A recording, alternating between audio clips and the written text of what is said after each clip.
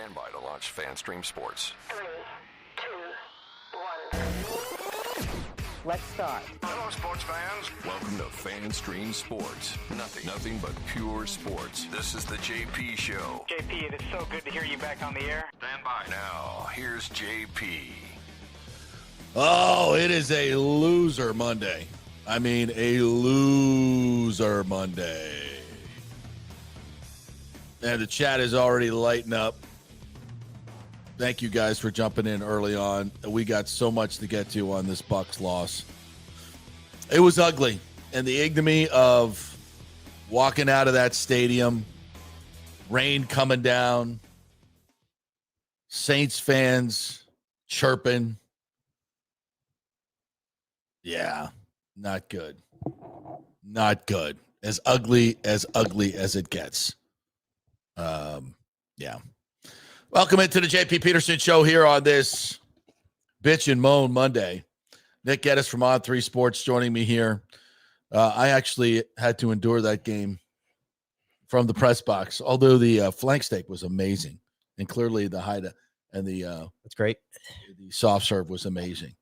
Clearly the highlight of the day. But those poor fans having to sit in that downpour, watching that crappy ass team not give a rip about losing to the Saints. Where's the fire, man? Where's the energy? Did anybody get hit yesterday? Did any Saints player get hit? Not very, not in a good way. No.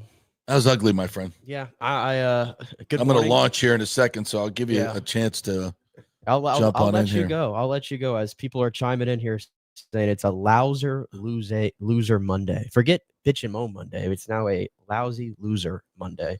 All of the above. I sympathize with all the Buccaneer fans who paid good money to be in the stadium yesterday, sit in that rain and watch that product on the football field as I sat in my nice 72 degrees office and watched it on my monitor and looked out my window and there was no rain. So I didn't deal with any of those conditions like y'all did. So I sympathize with y'all, but yeah, a lot of bad. And I probably couldn't tell you one thing necessary that was good yesterday. So with that, I will give you the floor.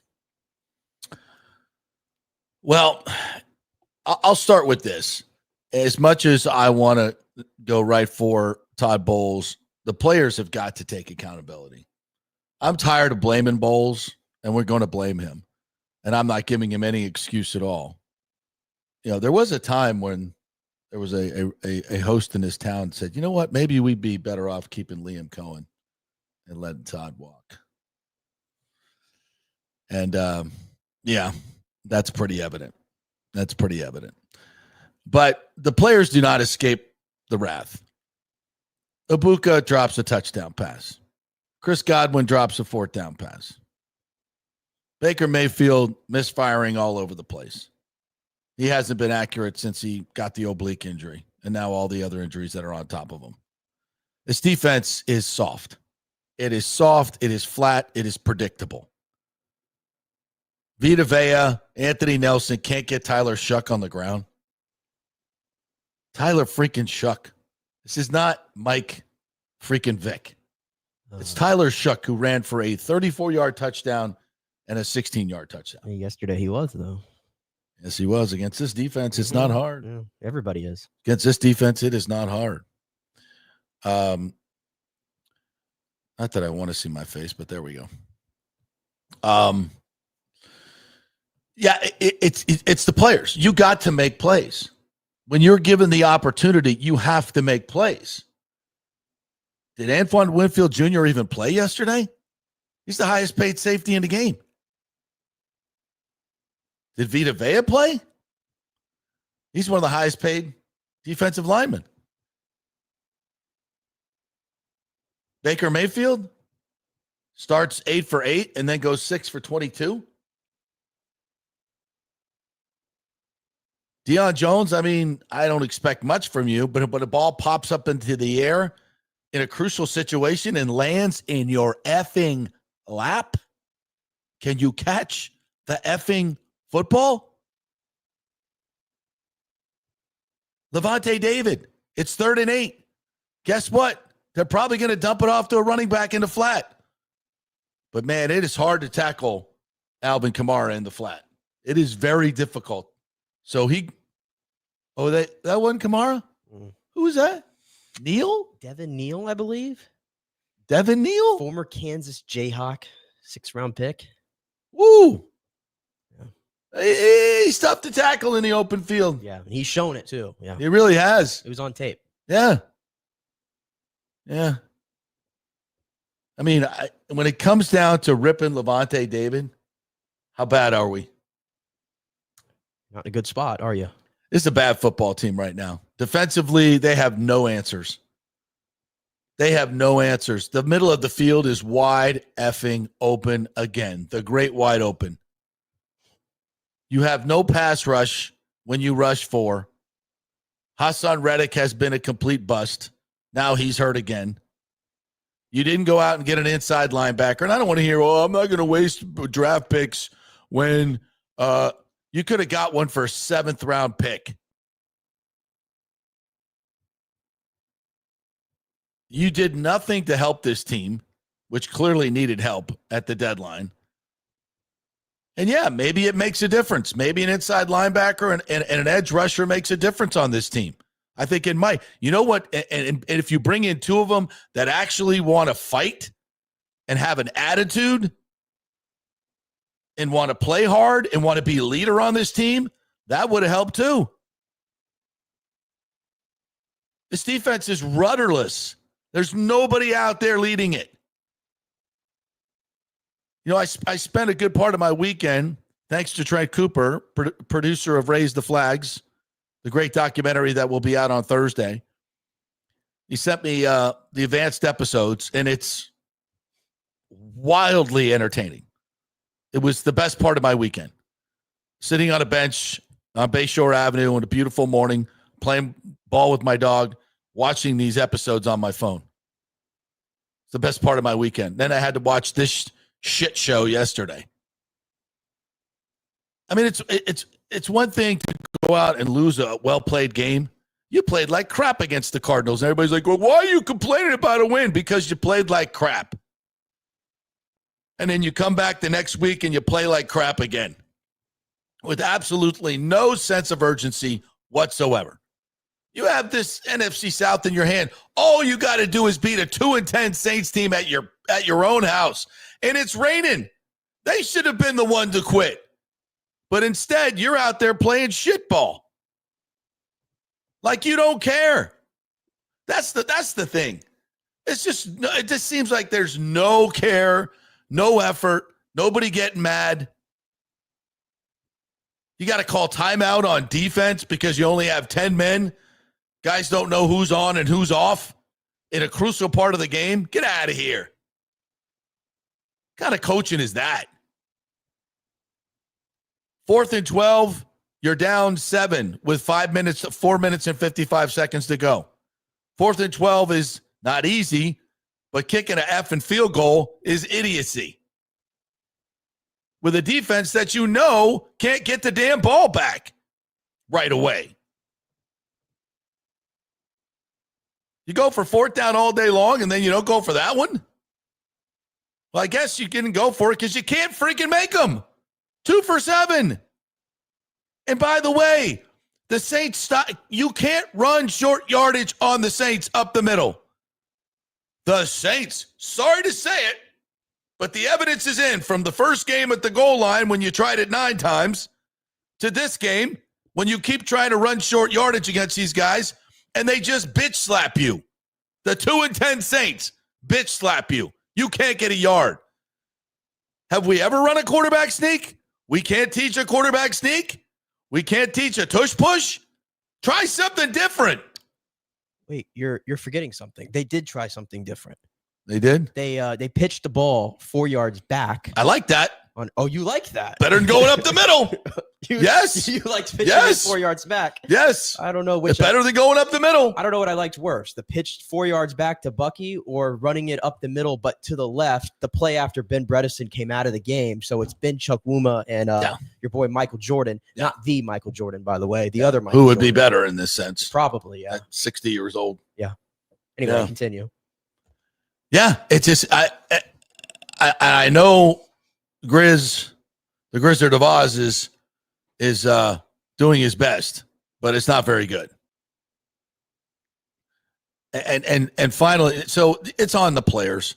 You guys, that is an embarrassment what you put out there yesterday. And again, watching, the Super Bowl teams and hearing interviews from Simeon Rice and John Lynch and Derek Brooks and Rondé Barber and all these badass mofos.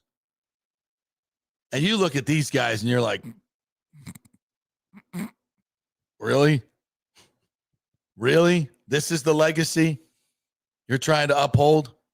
Like, I swear to freaking God, looking at Simeon last week, I'm like,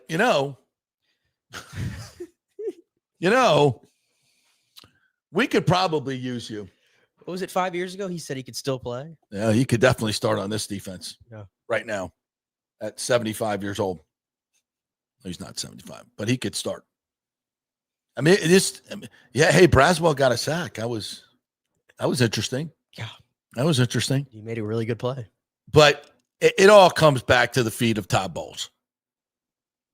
And yeah, last year I said I would rather see Liam continue as the head coach than, and this was in the middle of last year's midseason swoon. His teams get worse as the year goes on. And they have the midseason swoon. Yes. Now they have come back late in games or late in seasons recently and won games, all against mid-competition. You had the same setup for this season, and you lose to the freaking 2-10 Saints at home. Hey, it's not over, but I can't see this team beating Carolina twice. I can't see them being Miami. I wouldn't even bet on them to beat the Falcons, to be honest with you. And the Falcons are awful. This team is awful. It's gotten worse since the bye. And it's like when as you go through the season, every day, every week, they're game planning for you. You're game planning for them. Which coaches are better? Who's getting the better matchups in the game? Clearly not the Bucs. Clearly not the Bucs. This team is getting out-coached, out-physicaled, out-hit, outplayed, out-everything, out-fanned, everything. Everything. And if you can't see that this team needs a drastic change in direction, then you're just fooling yourself. You're just fooling yourself. And I'm tired of watching this team just come out so flat. And, I mean, you give up a 50-yard return right off the bat. You set the tone right off the bat. And this has been going on all year long. You can't fix this. You can't fix kickoff return. You can't fix kickoff return. Jesus effing Christ. It's awful. And you go look at this season now, and you look back on it. It takes on, you squeeze by the Falcons. How bad are the Falcons? Kirk Cousins looks like he cannot play professional football anymore against every team with a And pulse. Penix wasn't much better. No. You beat the Texans. Yeah, and you had to let them score a touchdown to do it. That's how bad your defense is. I have no idea how in the world that happened, that result. No, I don't either. You hung on to beat the Jets that you almost lost to a Jets team that is played awful. around with that one. Yeah, awful.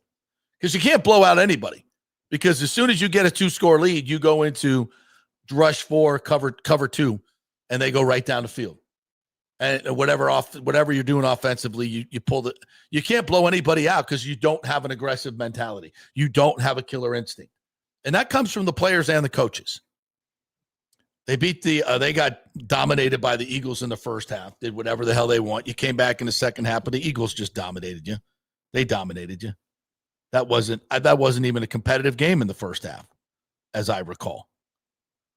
I mean, you just go up and down the freaking schedule, and it's. I told you before the show. You get dominated by the Rams. You get dominated by the Bills, who can't beat anybody else. I told you before the show. The only win you've had this year, where we've come out of it and we felt good about the entire team, not just the offense, not just the defense. The only win you had was the San Francisco game, which I believe was 30-19. Yeah, that was the only game that you had any sort of comfort room, because then when they beat the Saints in the Superdome, we didn't feel good about that. No. And then last week against the Cardinals, that's about as worse as you could, as bad as you could possibly feel after a win. Yeah. That was literally like that. There was nothing that you could take. As soon as you got up 2 scores, you go into that zone defense and rush 4, and they went right down the field and kept it close the whole game. Yes. And these are not like the players that beat the Bucs yesterday. It's Tyler Shuck. Yeah. And by the way, let me make it clear. I think Tyler Shuck has actually been playing some pretty good football over the last few weeks. Yeah. With his arm. Yeah. It looks like an NFL quarterback. Yeah. With his arm. Yesterday, he didn't even have a great day passing. I mean, he took what was there in the middle of the field, and that, that's always going to be the MO against the Bucs, but there were no explosive plays that I recall in the passing game. Just a lot of, take what the defense give you. Good stuff you want to see from a rookie quarterback, albeit 26 years old. But how do you let this guy run for a 32-yard or 33-yard, whatever, touchdown on you? Where are the safeties? I mean, how does that Where happen? are the safeties? What, was that another breakdown in the scheme or a breakdown in communication? We messed up our fits. We messed up our fits. We got to coach it better. We got to play it better, I'm sure. I don't even listen to these pressers anymore. Like I saw a clip yesterday where he was talking about, we got to make sure we got to stop this from becoming one win or one loss become 2 losses, become 3. You've already done that. You already let something become 3 losses in a row, and you've lost 5 of your last 6 games? Yeah. After a 5-1 start? Yep. No, we're past that. We're way past that. And you've been doing this every single year, 2022, 23, 24, 25. You always go through these midseason slumps, and eventually that's not a strategy of, hey, we're going to struggle in the middle of the season and the back half of the schedule gets light. We're just going to run the table. That's not a strategy. And this whole thing about the same thing, how getting all of your players healthy is not a strategy either. That's just hoping. Well, guess what? Yeah, some of your players are coming healthy, but Bredesen got hurt again. Tyke Smith got hurt. Hassan Reddick got hurt. Doesn't really bother me, but Servassier Dennis got hurt. Not wishing injury on anybody, but whatever.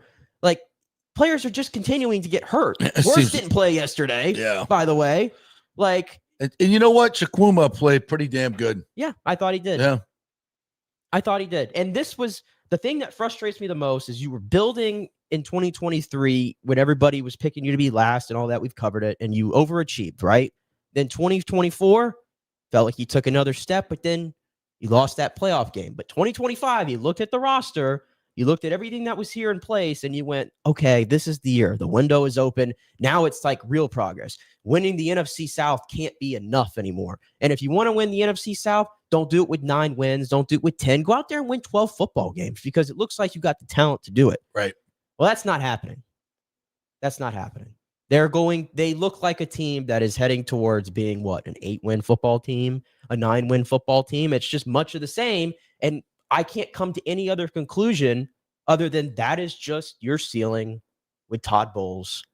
That's right. Running the show. That's right. And it's not all on him because to your point, yesterday to me was just terrible from the players. The players have to wear this too, and you have to have some pride. Yeah. You got to have some damn pride. Do you want to win the NFC South or do you not? Is it the fact that usually they don't get pushed when they're chasing an NFC South title? Is that what it is? They never get pushed, so they never feel like they have to show up every week. Well, even if they did, they would play down to the competition. Yeah, but that's my thing. Finally, you're getting pushed now. Hello, Carolina is right there, and they just had the signature win of the NFL season by beating the Rams in the fashion that they did. They're right here. You play them next week. You play them 2 times in the last 4 weeks of the season. Yeah. I don't know how in the world you could play this 2-10 team with Tyler Shook, with Devin Neal, with Devon Vele. It wasn't Chris Olave, by the way, who was beating you. It was Devon Vele and Devin Neal. This stuff just cannot happen. And I'm looking at this roster. We talked about it a few weeks ago after the Rams game. A game like that makes you take a step back and evaluate. Yeah, because you were non-competitive. A game like yesterday, makes you where you go, there's got to be change in place. Yeah. And I don't know what change looks like. I know what I would do. I don't know if the Bucs are going to do it. I think everyone knows what I'm alluding to, and it becomes Todd Bowles. Like, if you don't win the division, you can't fire all the players, unfortunately. If he doesn't win the division and win a playoff game, I think that's as cut and dry as what you need to see. At the very least, I don't know why Thomas McGahee, he still has a job. They let that go too long, and you still can't figure that out. No accountability. Grizzard. Listen, I'm going to give Grizzard a pass. It's hard for me to bang on him too much. Yeah, he's got a lot of players that are inexperienced, in the wrong place. Ibuka is, at some point could be a number one, but he can't do it by himself. He's got a lot of handicaps, so I'm going to give him a little bit of a pass because of the injuries. Yeah, and the other thing too that we have to have the conversation about, we just have to, and I know people don't want to. Your quarterback is letting you down. We have to have the conversation, and I know that we could say he's injured. I understand all that, but we have to look facts in the face. Baker Mayfield, maybe if he was playing near the level he was playing at last year for most of the season or beginning of the year, maybe it would be enough to uplift these teams a little bit. Agreed? We see great quarterbacks do that all the time, and we wanted to think that Baker Mayfield was in that tier. Baker Mayfield has been awful since the bye week. It's been awful, and I saw some numbers this morning. All right, Nikki, numbers. Give it to us. I saw some numbers this morning. Since the bye week, he is 18 for 46. That is a 39% completion percentage when he has to throw the ball 10-plus yards down the field. Yeah. Since the last 3 weeks, he's 4 and 24. He has completed 4 of 24 passes, folks. 10-plus yards down the field. That is a 16.7% completion What is percentage. that now? What was that? He's 4 for 24 on passes 10-plus yards down the field over the last 3 weeks. That's 16.7 completion percentage. That's 33rd of 33 of 33 of quarterbacks who have played over the last 3 weeks. Tyrod Taylor is 32. His completion percentage is almost double of what Baker Mayfield's is. Wow. They have no vertical passing attack to speak of. Zero. It doesn't exist. It's an east-west offense right now. It's not north-south. And whenever they have plays be made down the field, like Emeka Egbuka yesterday, he drops the pass. And by the way, the throw wasn't great either. There's nobody in the frame with Emeka Egbuka. The throw needs to be better, but at the same time, still hit Emeka's hands. He's got to catch it. If he keeps running, I think it hits him right in the hands. I'm not sure why he turned and tried to catch it like that. Yeah. But he still could. You got to catch it. You got to catch the football. But the point is there's no redeeming quality about this squad right now. There's just not. And that's a problem this far into the season in year 4 of a tenure. Yeah. Yeah, from a downfield passing game standpoint, I don't even know how many they tried yesterday, but you got to have protection for that. And they got bailed out. The one they threw on 3rd down, this is how they got their last touchdown of the game when they took a 17-14 lead, I believe. Yeah. It was 3rd down, and they threw a pass downfield, I think, to Sterling Shepard. To Tez, yeah. Maybe. Yeah. And they called it DPI. That ball was not catchable. Yeah. And the Bucs got bailed out. That would have been a punt, and they wouldn't have even scored. I agree. So you could take that touchdown off the board. I agree.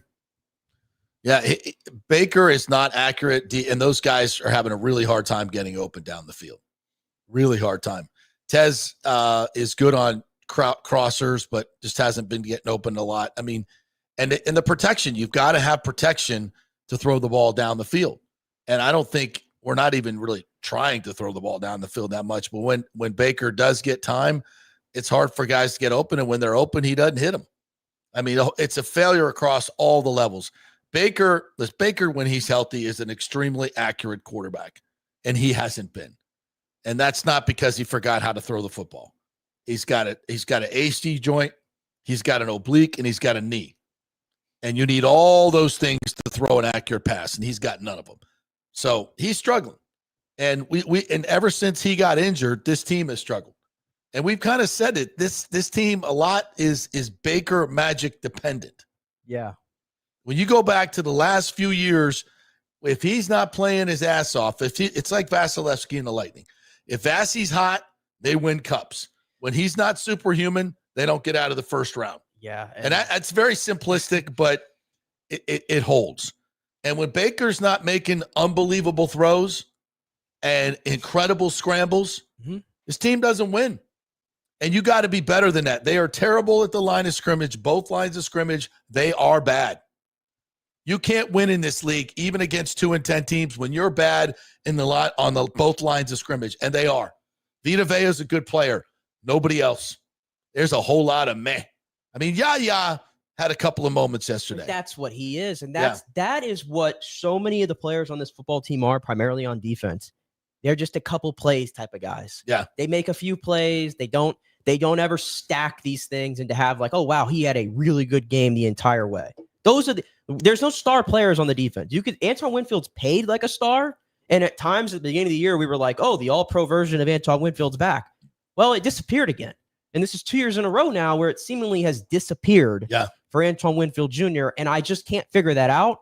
Tyke Smith is probably the most dependable player you have on defense. Has made the most plays throughout this year, probably next to Jamel Dean. Yeah. Well, Tyke's hurt now, and Jamel gets hurt a lot too. And, Parrish was playing really well. It seems like he's hit the rookie wall. If you look at all the rookies, Tess Johnson hasn't made a play in like 4 weeks. Yeah. Maybe it looks like he's hit the wall. Abuka is going through like the first drop issue.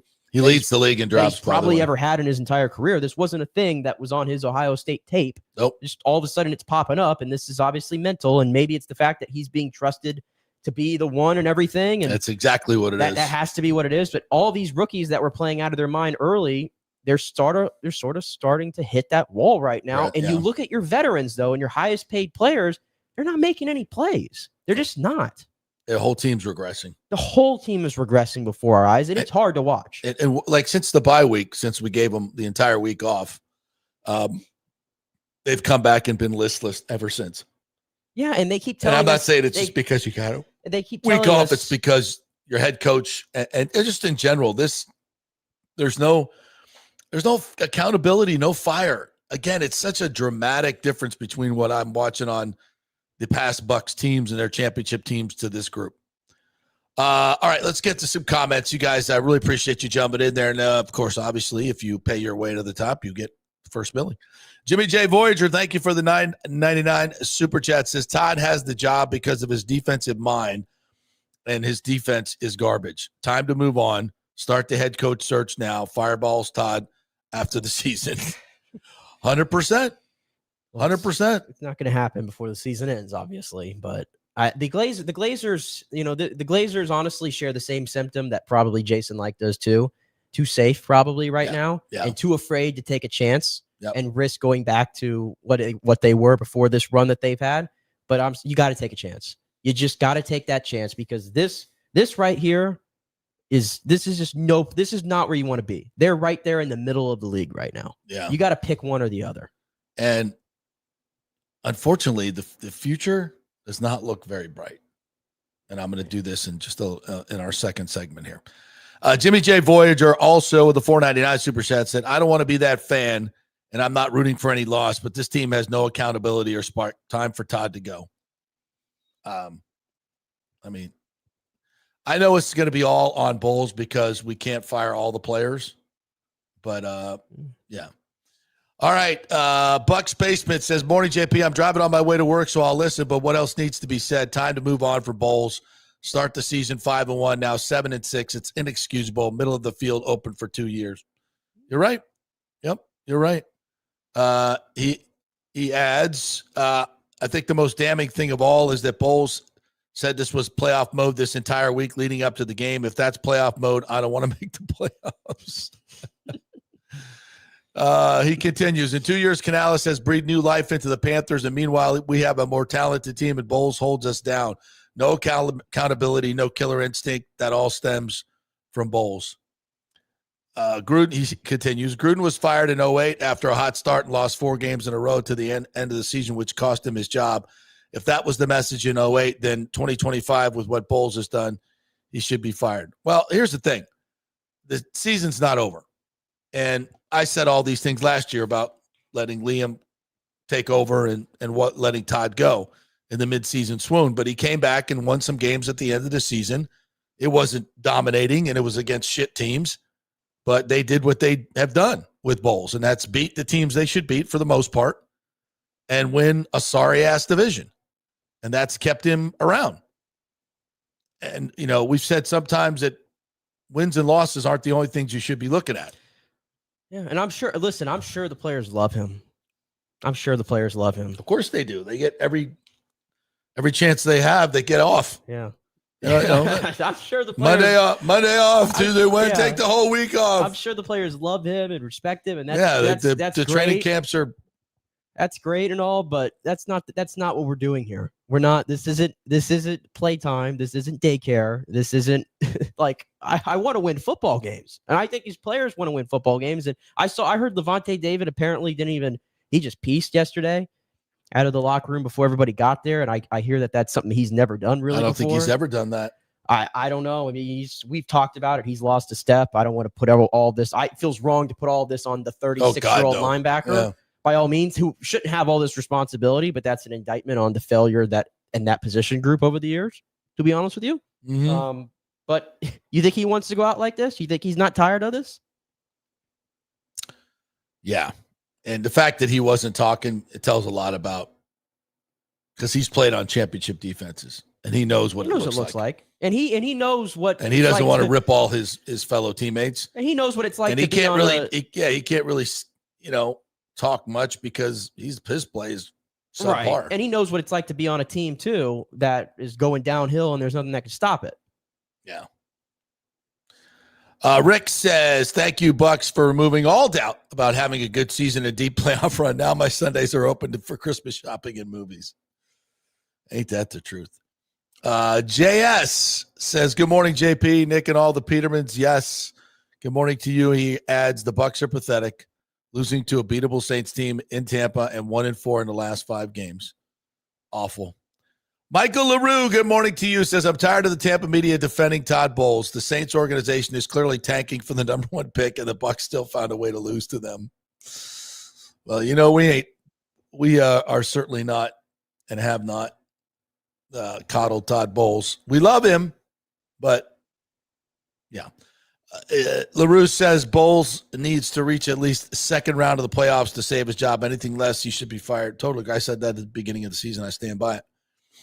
As bad as the Bowles defense has been, ranking 21st in the NFL, Josh Grizzard's offense has actually been worse, ranking 22nd in the league. Yeah, you're bottom third in offense and defense. We already know you're bottom third in special teams. You're not a good football team. You're not a good football team. You got a good kicker. Yeah. Michael LaRue continues, I've been saying this for a while. Jason Light keeps drafting high-floor players who don't move the needle. He needs to start taking swings on true impact guys who can change a game. Interesting. JS continues, I hope JP and Nick are ready to talk about the Yucks all show today. Yeah. We are, by the way, going to break away to the Brian Hartline press conference at 11 o'clock at USF. Just give you a little taste of that. We're going to give that a try. Because that's something new and exciting and fun to talk about. Yeah, I love talking about my rival school and all their successes of landing a better head coach than I have. I love it. Michael LaRue says, if Mike Tomlin gets fired or decides to step down at Pittsburgh, should the Bucs make a run at him as their next head coach? No. End of story. Yes. Listen, I mean, Mike Tomlin is the complete antithesis of Todd Bowles. But the results have not been great. I don't know if he's quite the antithesis you think he is. I think in terms of, his motivation and fire and accountability on the team. I have no interest. I have no interest at all in Mike Tomlin. None. Who you like? That's out there? Yeah. I got to be honest with you. I've seen the list of names that keep getting listed for this year's cycles. And when I see Matt Nagy at the top of the list, I cringe. I know. It's bad. Like, I got to be honest. Matt Nagy, Mike McCarthy, like all these proven names out there, they don't do much for me. But retreads. Like Robert Saleh, like, do they want to go defensive route again? I doubt it. I don't know. Like, who are the offensive minds? Clint Kubiak over the Seattle OC. Done a great job. I don't know. This doesn't seem like the greatest field this year. Yeah, Bucs Basement thinks Tomlin is this cut from the same cloth as well. All right, let me get some other folks in here. JS says Anthony Beck would be a better head coach for the Bucs than Bowles. I think anybody at this point.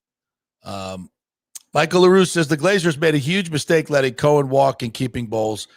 They try to defend the decision by saying integrity matters, but the excuse doesn't hold up when the results of the field look like this.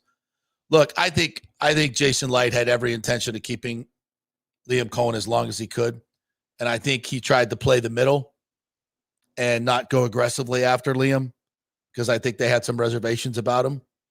I know they had some reservations about him.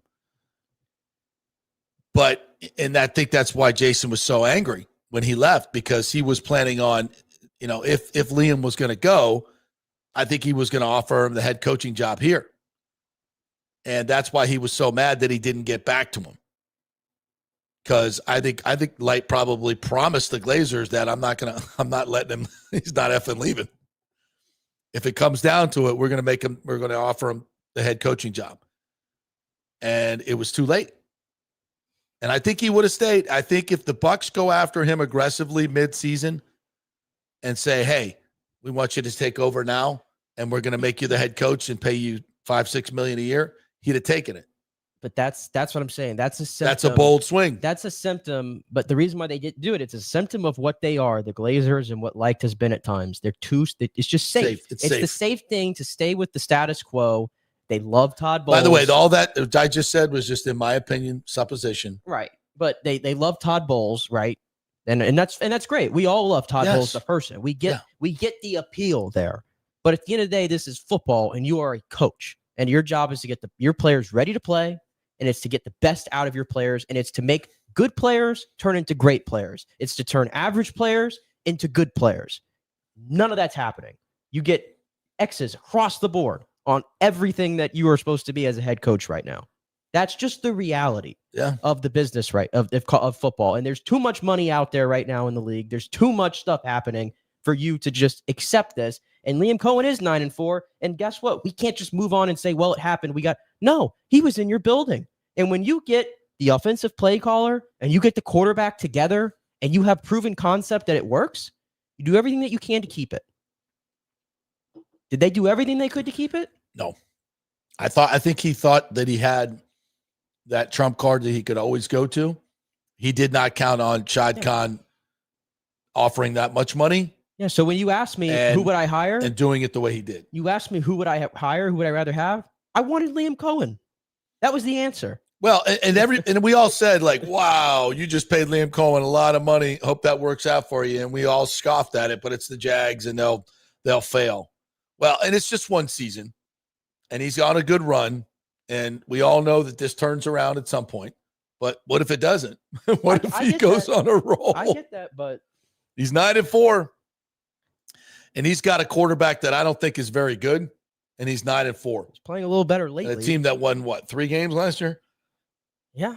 But your job is not just about the quarterback. It's about the entire team. And Jacksonville as a team looks like a well-rounded unit. It sure does. Yeah. Yeah. Kenneth McCleary says, I hate to be negative, Nelly, but I don't see much success coming our way. And even if we make the playoffs, it'll be one and done. I have no confidence in Todd Bowles in the D.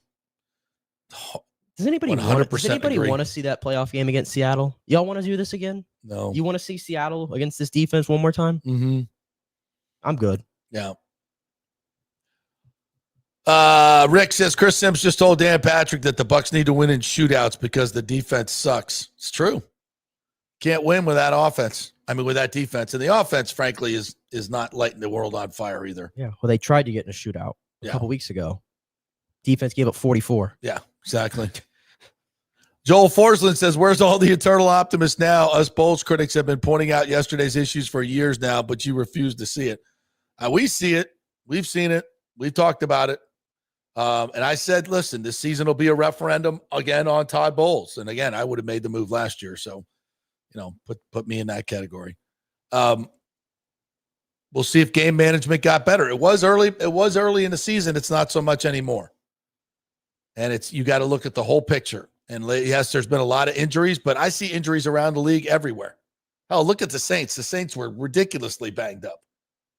And they still beat your ass. Everybody's banged up right now. Yeah. Everybody. It's a coach's job to get the backups to play better. Drew Jetson said all week Baker was reminding us he hated the Saints. That looked like brotherly love. It really did. Yeah, there was no hate out there. Lonnie Wilkins says the Bucs and the Rays feel like they've had the same script. Yeah. The Rays had a good moment, and then it went right in the toilet. Bantry says, not trying to absolve Bowles, but what the hell are the defensive assistant coaches doing? How can they not get the players ready to play?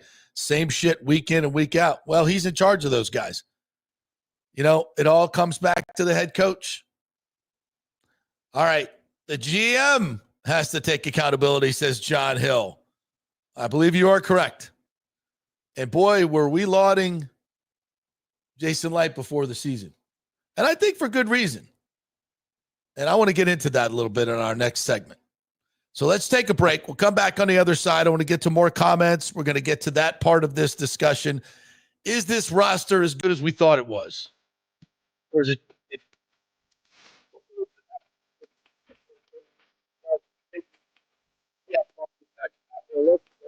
And they get results if you're involved in an accident. Get a free case evaluation at the JeevesLawGroup.com. Email them. Call them, tell them JP sent you, non-attorney spokesman, offices Tampa and St. Pete. We're also brought to you by the great folks at Genesis of Tampa. Genesis of Tampa has great lease deals going on right now. No payments for 90 days, so you can use all that car money for shopping money over Christmas. I love that idea. And they have the best vehicles on the market for value. The ingenuity and design, comfort, luxury at a terrific price. It's GenesisofTampa.com. Back in 3. Stay with us.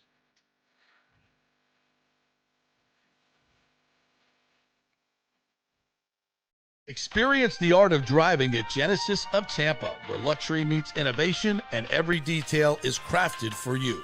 From the bold G70 to the refined GV80, Genesis delivers power, elegance, and technology years ahead of its time. Book service online, and our Genesis Experience advisors will pick you up and drop off your vehicle. If available, you can enjoy a courtesy car while yours gets a complimentary interior vacuum plus a generous offer for your trade. Every new Genesis comes with the Miracle Advantage Plan, 10 years or 250,000 miles of powertrain warranty and 4 years of complimentary maintenance.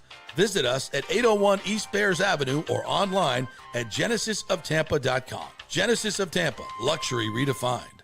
Italiano Insurance would like to congratulate the Bucs on their 50th anniversary season. And you know what? We've been here for every season and then some, over 60 years in business. We've seen some smart coaches with great game plans, but if you don't have flood insurance or business insurance, that's a terrible game plan. That could ruin you financially. You don't want to take that L. So call 813-877-7799 and let their friendly agents quarterback your insurance and save you big money. Italiano also sponsors our FSU report every week, so go Noles. 813-877-7799 or go to italianoinsurance.com. Although it may seem tempting to go without health care insurance, the financial risk far outweighs the gain you may experience. For example, did you know if you simply broke your leg, it could cost you nearly $7,500? Put on top of that a hospital stay, you could be looking at $10,000 to $15,000. Ensuring that you don't go uncovered is so important, as according to CNBC, high medical bills are the highest contributing factor to why Americans end up taking money out of their retirement savings or worse, find themselves filing bankruptcy. So go to don'tgouncovered.com or call 800-669-1505. Now, depending on your income, you can get plans for zero premium. Our experts will guide you through the process effortlessly. They will shop many plans and find the one that's right for you. I called and I have full health coverage through Florida Blue for zero monthly premium. It's a free call. So why go uncovered? It's a huge risk. Go to don'tgouncovered.com or call 800-669-1505. That's 800-669-1505. Are you having legal issues with a business partner or other legal business issues? The attorneys at Walters, Levine, and DeGrave can help. Call 800-616-0384 for a free consultation. At Walters, Levine, and DeGrave, we've redefined what a law firm can be with top-tier attorneys, personal service, and 26 years of success. From business law to civil litigation, we deliver smart, client-focused solutions. Walters, Levine, and DeGrave recently won a $6.4 million jury verdict from a large real estate developer, and they can win for you too. Walters, Levine, and DeGrave. Let's solve it together. Not Attorney Spokesman. For a free consultation, call 800-616-0384 or go to walterslevine.com. Offices Tampa, Sarasota. Let's go. Right now, back to the show on FanStream Sports. Hey, welcome back to the JP Peterson Show, brought to you by the great folks at the Gold and Diamond Source. Hey, Christmas is a great time to get engaged. Isn't that when you got engaged? Was it Christmas? No. Halloween. Yeah, it was in the fall.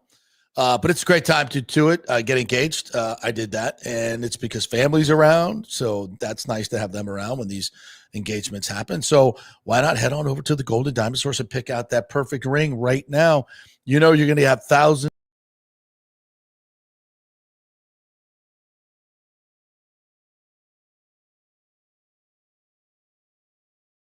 A lot of money, and that money all goes to women that have been abused, and they do a great job over there. So it's a great company, great place to buy a diamond, and you're gonna get what you pay for. A lot of places you can't say that. It's the Gold and Diamond Source, folks. They have everything you need over there. It's a beautiful shopping experience. Tell them JP sent you. 3800 Ulmerton Road, always online at the Gold and Diamond Source. All right, let's get back to the comments, and I want to kind of zero in a little bit on the roster and Jason Light, because he's taking a bunch of heat here today. And I think, it's interesting. Before the season, we're going through the roster and we're saying, wow, you got Bucky Irving. What a great draft pick that was. Emeka Ibuka, incredible draft pick that was. Tez Johnson, he's got 5 touchdowns. That's as a 7th round pick, incredible draft pick there. Parrish looks like he can play, and he's kind of hit the wall, to your point. Morrison, I thought he was going to be a really good player. So far, he can't even get on the field. And I see injuries again. Yeah. So now I look at my defensive backfield, and I say, well, my best corner is Jamel Dean, and he's probably leaving in free agency. He's got 5 games left as a Buck. Yeah. And I'm paying Zion McCollum, who got a pick yesterday, when the receiver ran a wrong route and the quarterback threw it right to him. By the way, did you see the first play of the game? Yeah, they went right after him. Immediately. They know who to go after. They went right just after for a little bit of a better throw, it's a touchdown on the first play. Yeah. And that tells you everything. Like when the other team comes out, their first play goes after you. They're saying, we watched film of you and you suck. And we're coming after you all day long. But, the throw was a little long because he was open. He had a step. Yep. Had a step and a half. So, yeah. And Zion wasn't looking back for the ball. So you're paying Zion $17 million for the next 2 years, guaranteed. And that's your number 1 corner. Mm-hmm. And your number 2 corner, who you've been working in, trying to get reps. And when he reps in, he doesn't do very well. Benjamin Morrison can't even get on the field from a health standpoint, or when he's on the field, he's getting toasted. Okay. You've given Antoine Winfield Jr. a boatload of money, and he's not making plays. No. Tyke Smith looks like a hit. Yep. But he's injured now. So that's your defensive backfield for the future. How are we feeling? I feel good about Parrish. I feel like the Bucs have to exhaust a a heavy resource and do another corner, an outside corner. Wow, every year we do that. And every year they do that. 2nd and 3rd round picks. I should need better than that, I think. Yeah. All right, so the defensive line. You got Kalijah Cansey, who can't stay healthy. Can't stay healthy. When he's in, he's good. The freak injuries. And let's just be honest. Dude's incredibly undersized. Yeah, but he's really good. When he plays, he looks ready to. Does he get injured because he's undersized? I don't know. But we got to have production.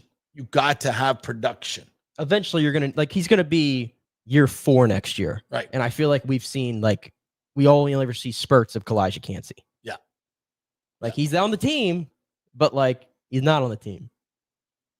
Yeah.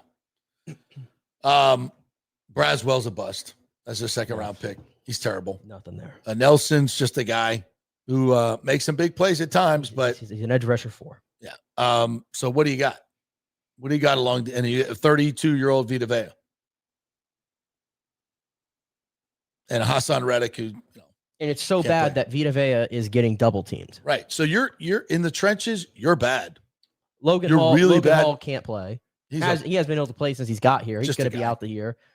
Greg Gaines as the backups. I mean, these guys just aren't good enough. They're just dudes. No. They're nothing. I mean, Roberts has probably hit the wall too. They're not. but, They're not a difference makers. No, they're not. They're not players. We know what difference makers along the defensive and off. All right, let's go to the offensive line. Well, you skipped over the middle of the field. Oh, well, that's just a joke. I mean, That's the biggest 36-year-old Levante David and a 5th-round pick in Servassier Dennis, who's awful. And Deion Jones out of football. I mean, and we don't go out and get an inside linebacker at the deadline you could have got for 7th-round pick. Forget the deadline. What about the previous 8 months or 9 months? Yeah, where we were screaming like the middle of the field. Hello, you can't again. Hoping that Servassier Dennis was the guy when we've had, and I thought he was, but you had no evidence of that. You had the first 5 games of last year when he played really well.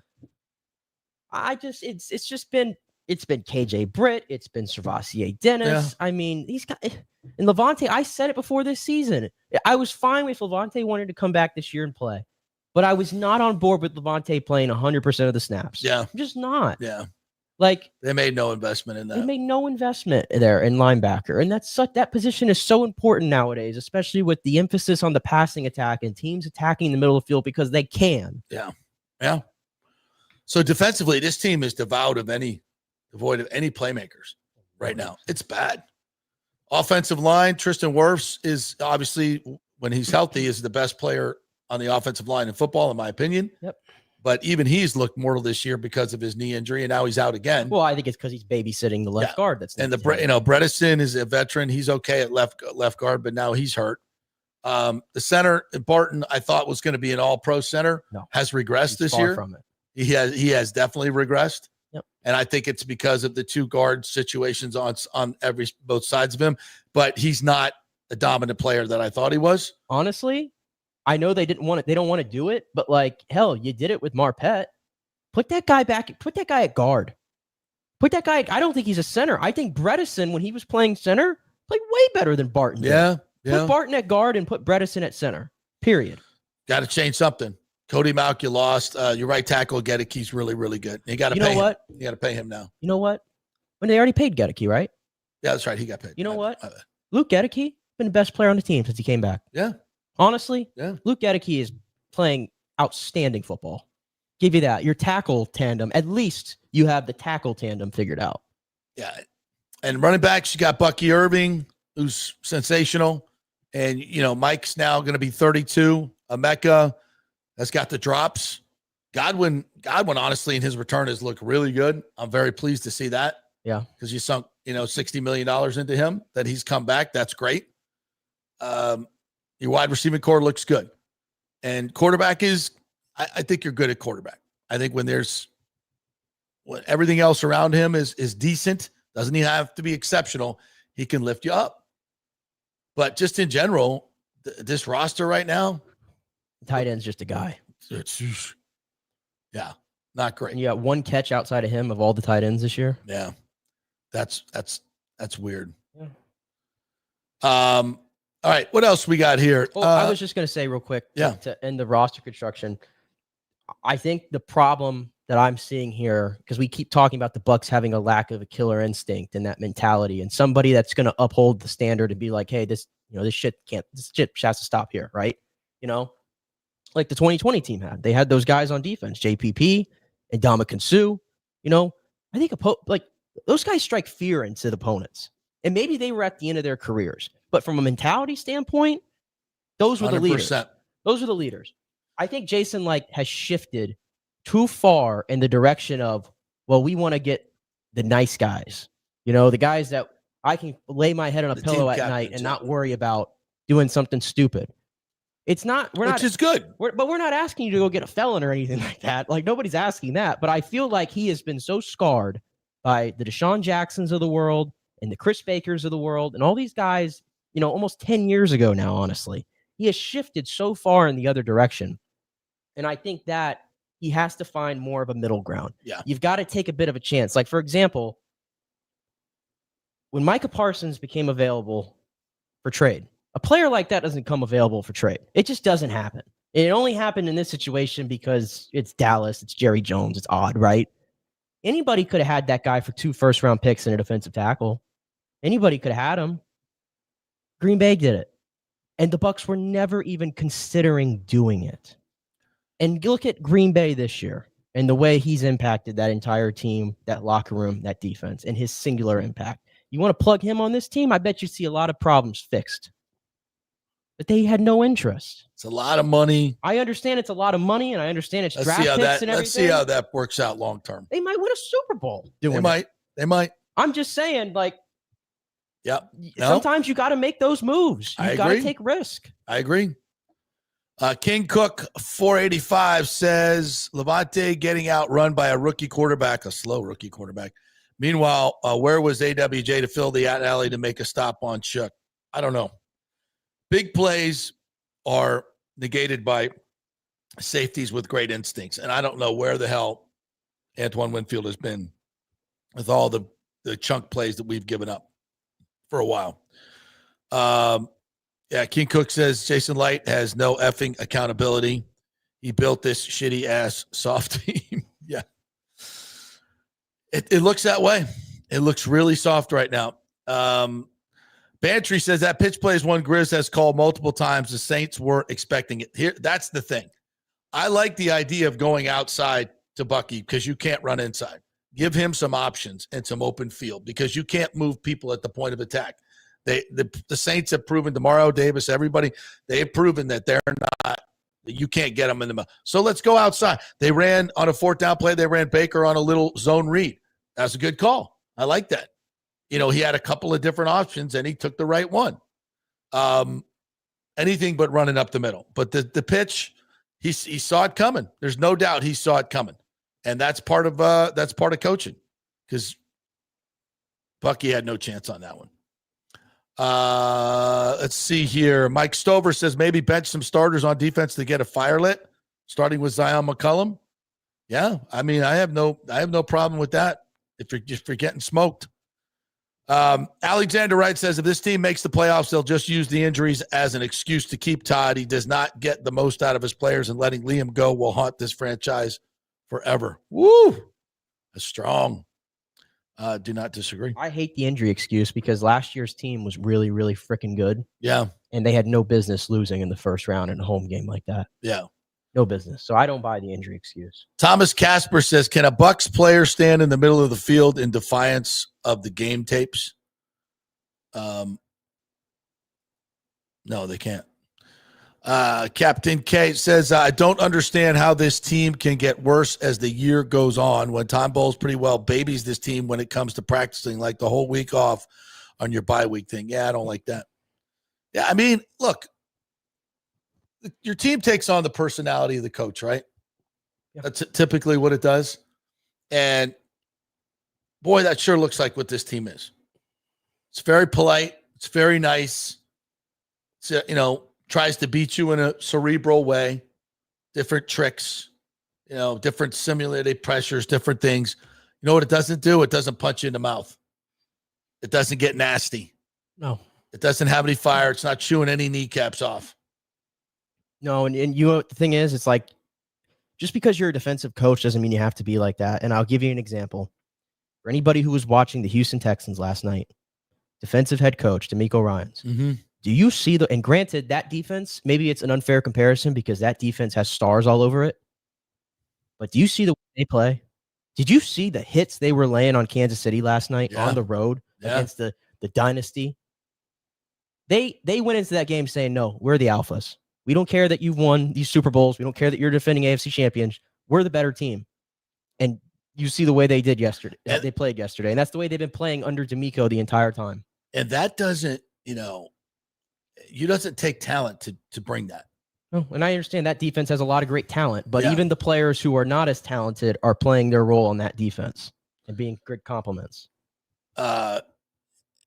King Cook says, first effing kickoff, I knew right there we were toast. Yeah, it just sets the tone, What else we got here? Some of us wanted to promote Liam Cohen, but all we heard was the players love bowls. He's won back-to-back division titles. Yeah, I know, partner. JP, Brian Hartline is making his way to the podium as we speak. Okay, let's go to that now. Thank you, Timmy. Appreciate you doing that. As USF enters a new era with Brian Hartline as their new head coach. The place is packed over there, so let's listen in.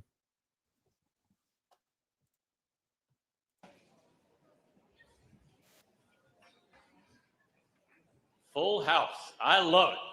See Derek Brooks. Good morning, Bulls Nation. Jim Lauk. My name is Jim Lighthall. I work for the USF Radio Network, and thank you all for being here on what is truly a landmark day for the University of South Florida. This is more than just the introduction of a new head coach. This is the beginning that is not of a thrilling new era for Bulls football. Oops. The energy on this campus and throughout the Bay is real, it's rising, and it's absolutely contagious. We're ready, we're committed, and we're hungry for what's next.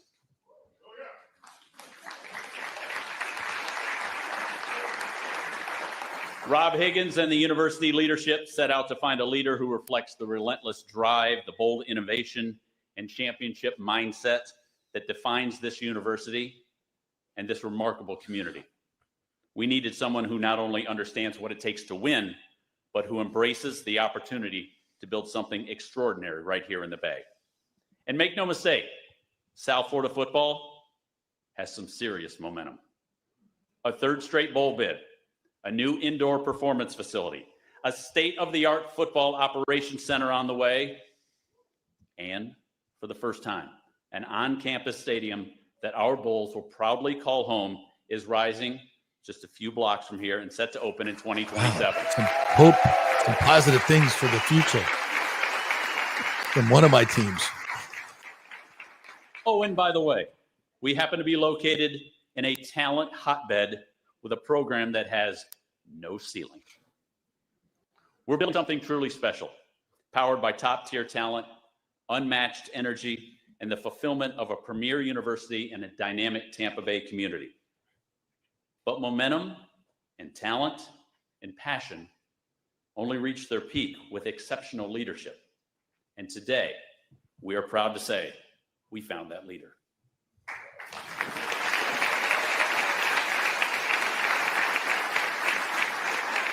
Today, we welcome Brian Hartline and his beautiful family to Bulls Nation as he becomes the 7th head football coach in our program's proud history. A leader with championship pedigree, elite recruiting prowess, that's his unwavering professionalism, and Hartline and a bold, forward-thinking sitting vision, to the left of Rob Higgins, perfectly aligned with the trajectory of the University of South Florida. Our excitement for the future has never been greater. With that, it's time to hear some speakers. You don't want to hear me all day. It's my honor to invite to the podium a man with tremendous vision for the University of South Florida. He exemplifies bold leadership. Chair of the USF Board of Trustees, Will Weatherford. Will Weatherford, former Speaker of the House, state of Florida. Brother Drew was once quarterback at Florida State, grew up in Pasco County. Great day to be a Bull. Also a limited partner of the race. You use the word momentum, and momentum isn't always something we just talk about. It's something you feel. And at USF, you can feel the momentum on our campus. You can feel it in our academic performance. You can feel it in our research. You can feel it on the fields and on the courts in our athletic programs. There's never been a better time to be a Bull than right now. There's a lot of conversation that's going on about the future of college football and college athletics, but that's not up to us. I learned a long time ago a prayer called the Serenity Prayer. Anybody know it? God grant me the serenity to know the things I cannot change, the courage to change the things that I can, and the wisdom to know the difference. We can't control everything in college athletics, but what we can do is make sure we have the right leadership, that we have the alignment, and that we have the resources to be ready for whatever comes. In sports, people talk a lot about to be successful in college athletics, there's one thing you have to have, and it is that word alignment. Coach, I want you to know we have alignment here in spades. Everyone here has your back and your success and our student athletes' success on their minds. Wasn't always the Athletics is case at the often University of South Florida, the by first the way. experience or Led by impression Will that someone Weatherford may and this have new on administration. university. And we want that reflection to be who we are as Bulls. Bold, modern, competitive, and ambitious. With Coach Hartline, what we're signaling is that USF is not just about participating in college athletics. We are competing to win and to win on the biggest stages of sports. Brian, Kara, and their family, you're not just joining a USF family here. You're joining a university community that is moving with a purpose. As Tampa has matured into one of America's most dynamic cities, Obviously, that's Derek Brooks USF sitting there has too. emerged as one of the most dynamic Screen public right. universities in the nation. And these two stories are not inseparable. Over the past 4 years, President Rhea Law has been the tip of that spear, a fearless and inspirational leader for the University of South Florida for decades. Nobody represents the Bull Nation better than President Rhea Law. And it's my honor to introduce our president, your president, Rhea Law, to the stage. Go Bulls!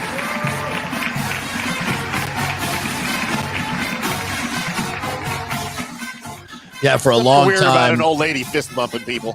For a long time, the university was not very focused on athletics. And these new regimes and Rhea Law. Because now we are have celebrating changed a that. new era in USF football. That's right. I want to acknowledge our alumni, our donors, our community supporters. You know, your energy is actually contagious and it spreads far beyond Uh-oh, the I didn't do it. Valley. And we are so proud to be able to say that we've taken another step up, another step towards reaching those bold goals that we have set for ourselves. We could not be more proud than to welcome Coach Brian USF forgot to pay their internet bill. Hartline. Coach, Can we get to the But Yeah, can we get to the more than Hartline that, stuff anyway? He has a relentless You want me to pop it back in when Hartline comes up? Are you Yeah, bored? let's do that. Let's do that. All right. Because we need to take a break anyway. Let's take a quick break. We'll come back on the other side, and hopefully we'll hear from Brian Hartline, head coach.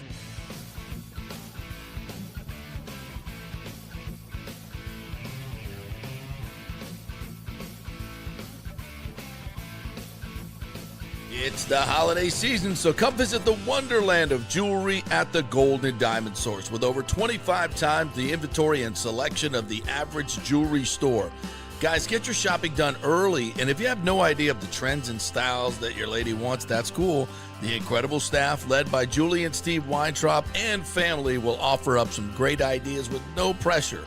They offer everything for the first-time jewelry buyer to the most exquisite selection of museum quality pieces.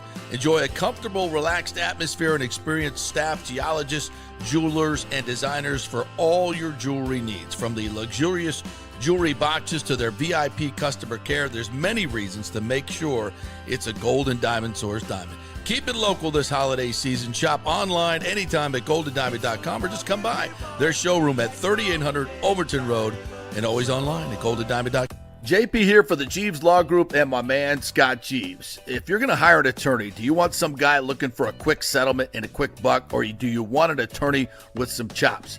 Scott is a board-certified civil trial lawyer and a certified circuit court mediator. Been practicing in the Tampa Bay area for over 30 years. He is a peer-reviewed AV preeminent-rated civil trial lawyer. They just don't hand out those classifications. He's been the lead class action counsel on many complex consumer protection cases and has handled hundreds of serious personal injury cases. He's dedicated his career to protecting injured victims and is committed to vigorously representing you.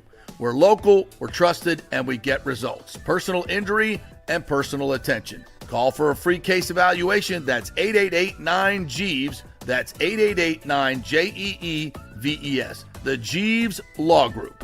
Welcome to Kingmakers, home of the JP Peterson Show studio and Tampa's premier business networking and social club for members only. By day, it's an exclusive, vibrant co-working space with a stylish conference room, focus rooms, a full production studio, and an in-house marketing team. And by night, Kingmakers transforms into a sports-centric social hub with a full sports bar, golf simulator, and exclusive events. For young entrepreneurs and seasoned professionals, it's the perfect place to work hard, play hard, and make big moves in Midtown Tampa. Close the deal, celebrate the win. Only at Kingmakers. Become a member today at kingmakerstampa.com. Your business, your club. Are you looking for an honest AC and plumbing company? I mean, that's like trying to find a humble Saints fan, right? Well, try my friends at Third Generation AC and Plumbing Services. Been in business since 1995 here locally. And listen to what one of their customers said.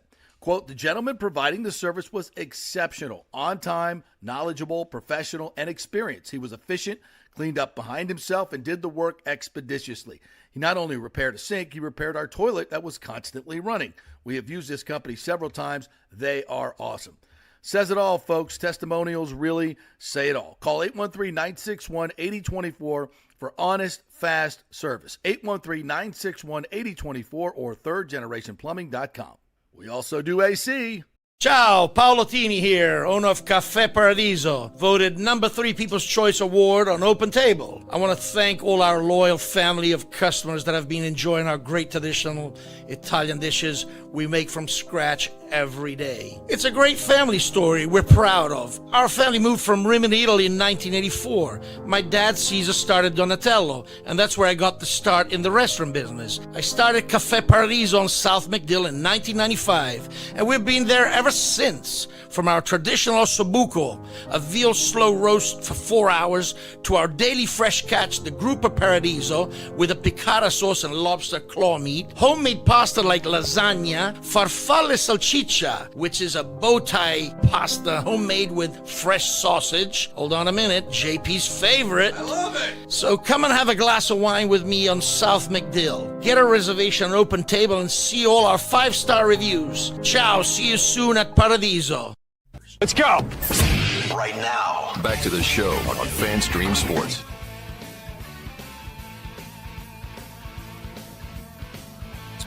All right, welcome back to the JP Peterson Show. It appears that Rob Higgins is speaking right now, and then he will bring up Brian Hartline, it appears. So let's go back.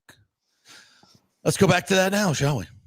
University of South Florida introducing Brian Hartline as their new head football coach. In Jigba, Jamison Williams, KJ Hill, Paris Campbell, Terry McLaurin, Will Howard, Dwayne Howard, CJ Stroud, just to name a few guys.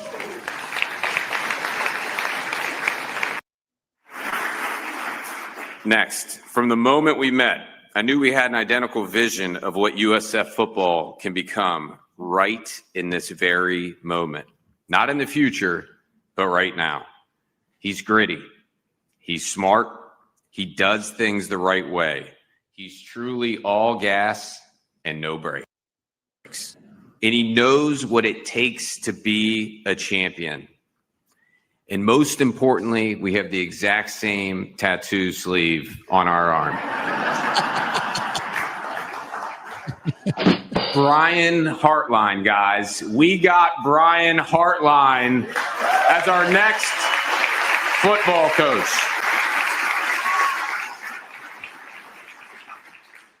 I'm still pinching myself that this is happening, if you can't tell. But I want to thank Will Weatherford, Mike Griffin, Jay Stroman, and President Law for helping make this happen. Together, we had a plan. We executed the plan. And in 60 hours' time, we got our guy.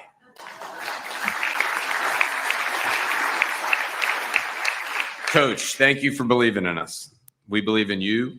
We believe in Kara. We believe in Braden, Brooklyn, and Cam. Without further ado, I want to take a look at a quick video before you get a chance to hear from Coach Hartline. All right, we got video. Breaking news out of the world of college football. He's widely viewed as one of the top recruiters in all of college South Florida is expected to hire Ohio State offensive coordinator Brian Hartline. This is a city built on grit, a city that knows how to rise, how to fight, and how to win. From the ice to the diamond to the gridiron, champions have made this place home. And now it's time for another chapter. For decades, we've carried the spirit of this community. Blue-collar toughness. Remember when we were good? Relentless ambition. A belief that no dream is too big when you're willing to sacrifice anything to reach it. We've seen legendary moments. Tampa Bay Rays have won the American League lightning strike twice. Tampa Bay Buccaneers have a second Super Bowl title in franchise history. We built a national name, and today we step into a new era of USF football. A leader has arrived, a coach who matches the heartbeat of this city. Bold. He doesn't fake who he is, so he recruits at a very high level, and that's something that I appreciate him for is, his honesty. Fearless. He's a great coach. He's a hell of a coach. He was a coach when he was a receiver. Didn't even know it. He's very smart, very intelligent. Uncompromising. Good job isn't really the thing that we want to hear come out of his mouth, and he's the same way. A coach ready to elevate this program to bring USF football where it belongs. This isn't just a hire. It's a bold statement. A promise to every Bull, past, present, and future, that greatness isn't coming. Greatness is here. So let's stand tall and let the nation hear loud and clear. This is USF. This is Tampa Bay. This is the city of champions. And our championship era starts now. Very impressive. Wow, no pressure or anything. No pressure. Very impressive. Let's hear it, ladies and gentlemen. Coach Brian Hartline. And now let's go win a championship.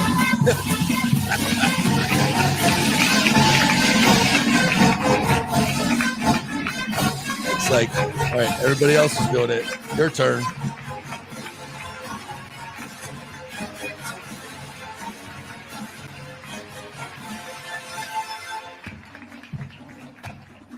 All right, here we go. Get my bearings here. All right. Oh, that was well done. I was coming in all focused and everything, and now you got me all getting. Oh, that was awesome. Lots on my mind. A lot of people I want to thank. A lot of people I want to make sure I mention. But I'll just tell you, before I get into all this, I'm about as genuine as it comes. So I'm going to give you all I got. I'm going to make sure that these players understand that they are true blood of our program. And it always revolves around the players, always. So I am honored and humbled for this world-class opportunity. I've always felt like this was a place that caught my eye from afar.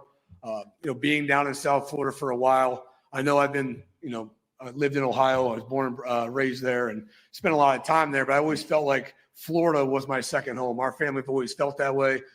So when assessing opportunities, USF was always towards the top of the list, frankly. I would say for my family and I, we're really thankful, very happy to be here. We're tremendously excited to get involved in the community, be a really big part of the community, be a part of Bulls Nation. And my family is very, very, very, very excited.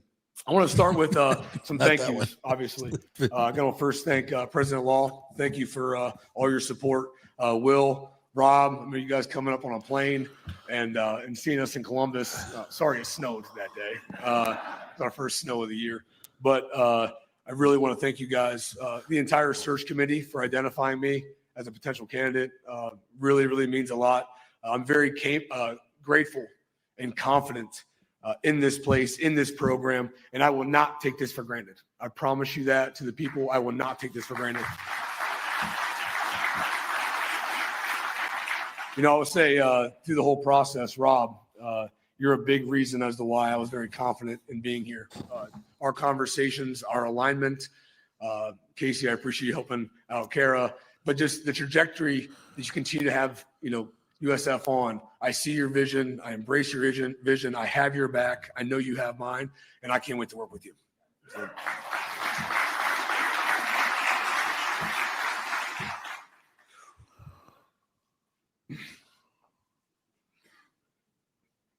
To Kara, my wife, thank you for everything. These are good tears. This is good stuff. Thank you for everything. You're our rock. You're our rock. I wouldn't be where I'm at today for all those long conversations, good and bad, all the above. So I just can't thank you enough. I know you're excited. We're excited. I think that, for me, yes, my family, yes, my kids, we'll talk about that in a second, but to my parents, Lori and Dale back in Canton, Ohio, my brother, Mike, and my sister, Jamie, they've been a huge part of my life. So just want to make sure I thank them. And I'll say this, the former coaches I had, at that point in high school and in college, and the impact they made on me at that point in my life is really what we're trying to get accomplished here as well. So I'm very aware of that. I want to thank Jack Rose and Chad Palmer, my high school hurling coach, Daryl Hazel, who's my coach in college at Ohio State. Yes, those guys, Okay. changed my life for a long way. And I've had a lot of good influences, but those guys, Maybe it was really want to hurling. thank in particular. I want to thank Coach Day, everyone at Ohio State. Hurling Coach with Day, a C. Ross Bjork, Jim Tressel, Gene Smith. I want to do a good job of thanking Urban Meyer as well. He's been a huge help to me through this process. And so many We others need to hear at that. Ohio State.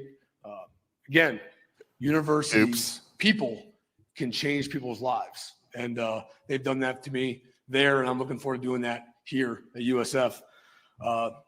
Those are some of the key relationships I've had. I just mentioned some people in my high school, pension people in my college. These are the most key relationships I have in my entire life, and I know that every day I walk in that building, that's what we can envision, that's what we can do, and that won't be held lightly.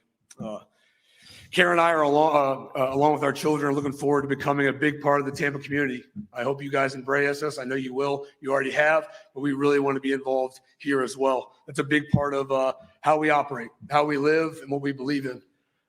So looking forward to diving into the Tampa community, the Florida in general, and really doing a great job making you guys proud that we're your head football coach. Since my playing days in the NFL, I've always felt like, Ohio was a big part of my life, but Florida is second to none. And I can't emphasize enough how important we are, how important it was for us. If we were ever going to go anywhere, it would be back to the people in Florida. Tampa's been a huge part of our recruiting plan. South Florida's been huge, and now I get to live in it, in the hotbed, and bring the best receivers and best DBs and best linemen in the country here. Cannot wait. Cannot wait. For our team, our culture, it'll be built on relentless effort, built on it. Effort's a choice, and we know that, and that's going to be built on that. Our program will be disciplined and accountable. Every detail will matter. Everything we do, the way you do one thing is the way you do all things, and that'll never change. We want to build on this impressive foundation. I can't emphasize that enough. Things have been going really, really well here. We're not here to change it. We're here to enhance. Enhancing and chasing is what it's all about, not changing, not changing.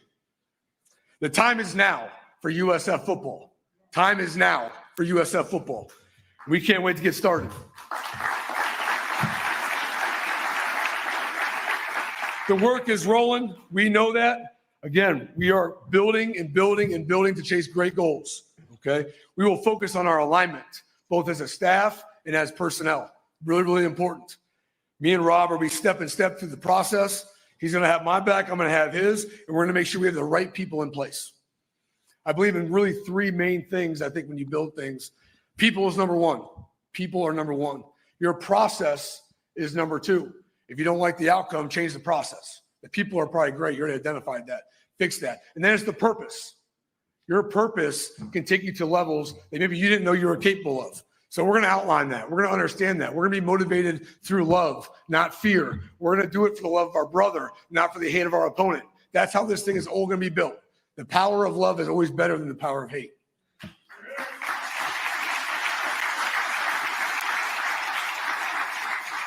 To our players, and that's really what always motivated me to get into coaching. We have dreams, I understand, but these guys are living their dreams, like literally every day. And I don't take that lightly. They deserve our best every single day. We will expect their best every single day, so they should expect that from us. They are the heartbeat of our program, by far. They earn everything they receive, by far, and we're here to support them. We will create and sustain a real family atmosphere. I think that's very, very important. We will have an authentic love for football and promote a positive environment so that everyone feels a part of it. I cannot wait to know the former players that are around the area, to be back at the facility. That's really, really the things they have experienced. The players need to know as well. It's the only way you pass things on. We will have an exciting physical brand of football that our fans will love to watch. It'll be it'll be a great product, a proud product that Bull Nation will love.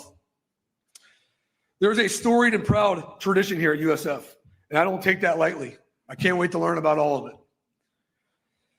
This will be our charge every single day.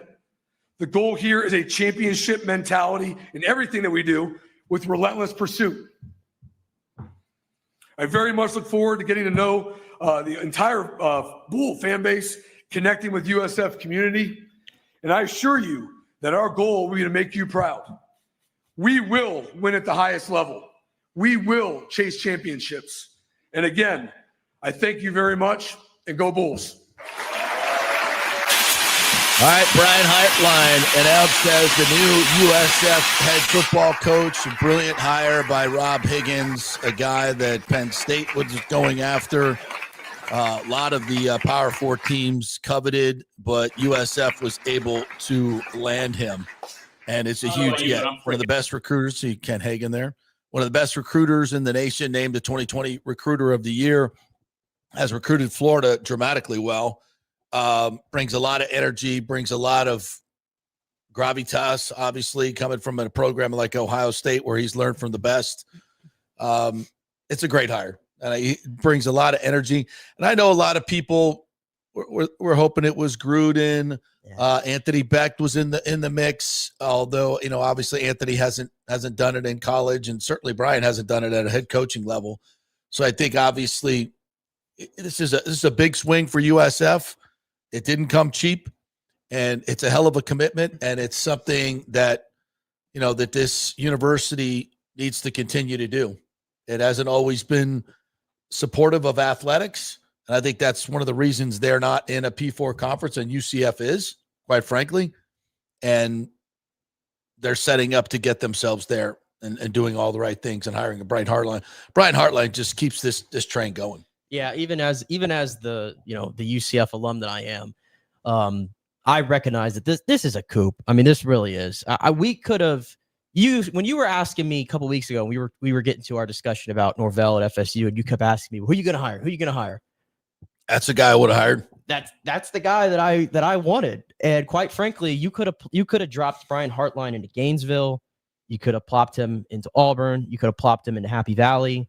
You could have plopped him at Florida State if that came open. And I think everybody would have gone, oh, really good hire. Absolutely. USF just hired him. I know. Like it's like when I saw that, I know it wasn't on last week when it broke, but when I saw that, I literally could not believe it. I was like, I just was stunned. Like, I'm throwing out other names out here. Like, like Willie Simmons was like the guy that I thought was going to be like a realistic choice. Yeah. Well, they swung for the fences and they landed the big fish in Brian Hartline. This guy, he mentioned it right there. He's been under Jim Tressel, Urban Meyer. No matter what you think of him, he's a hell of a coach, one of the greats of this sports history. Ryan Day, all the assistants, the players that he's been around, the players he's put into the NFL, the players he's recruited. And I understand that when you're at Ohio State, that makes things a lot easier too. Like that's a factor here.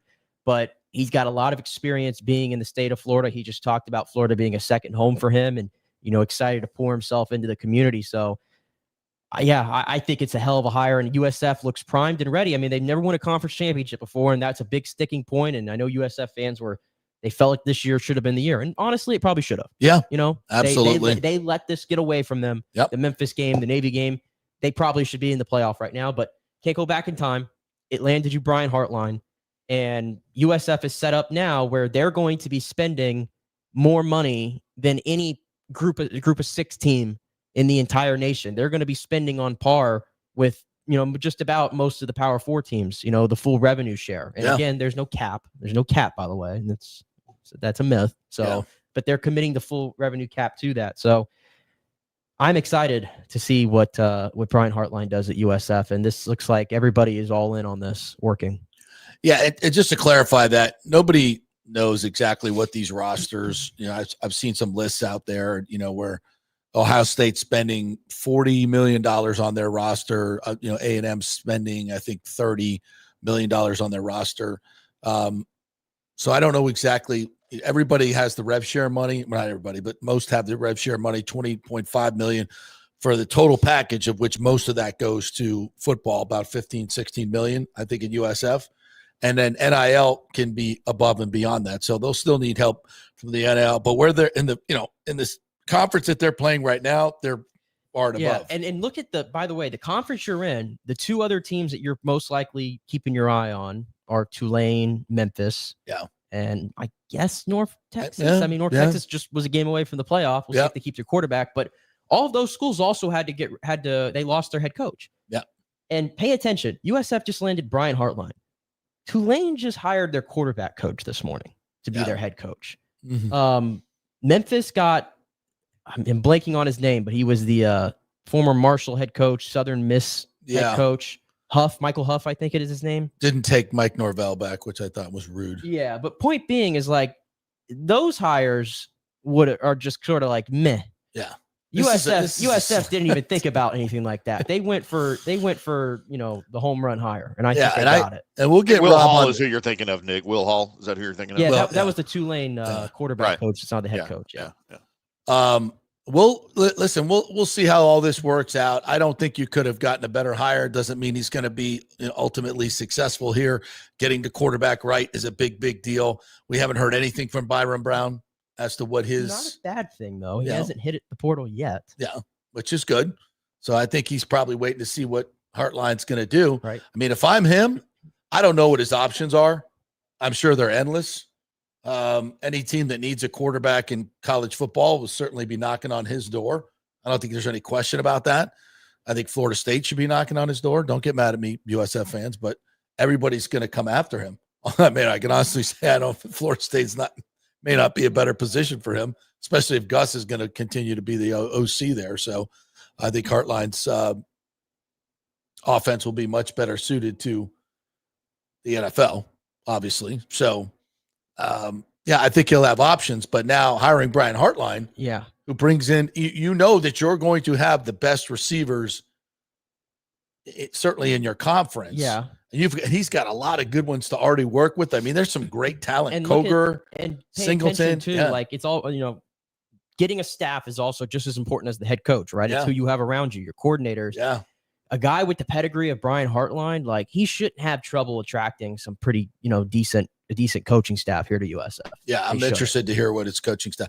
And most of these guys that are about to be head coaches, like Hartline, obviously, when you're looking, they already have a list of guys that they want to be on their code. They've already talked to them. They probably got most of them. Yeah, if you get the job at USF, I'm coming. And USF's going to have to step up with the money to pay these coaches, because a lot of these guys aren't going to be cheap. They're probably going to be well established, because they, if they're coming from Ohio State or they're coming from his sphere, they've probably been working in P4 jobs and making decent money. And I'm sure they will. I'm sure he wouldn't be here if USF didn't say, yeah, we'll pay the money for your assistants. He wouldn't be there. And that's the thing.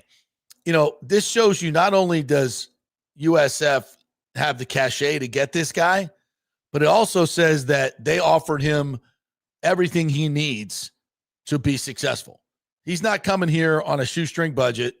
He's not coming here to not win a conference championship. He's coming here and feels like he has everything he needs to do that. So I think that's important. Like, that's important. And it's a hell of a get. It is one hell of a get. Love to get your thoughts on that, USF Bulls Nation. Jump in the comment section here. You could do that on YouTube. You could do it on X at the JP Peterson Show. You could do it on Facebook as well. I can tell you this. Rick thinks he's cooked immediately because Todd Bowles was featured in the video. That's mean. So mean. You're so mean. All right, we're going to get back to all your comments when we come back. Quick break here, and we're going to hit the CFP as well. Miami gets in over Notre Dame. I got to tell you, I'm a little surprised, but I figured it out why they did it. I figured it out, and it is a follow the money. So we'll tell you about that much, much more. We're brought to you by the great folks at Italiano Insurance. It's a great time.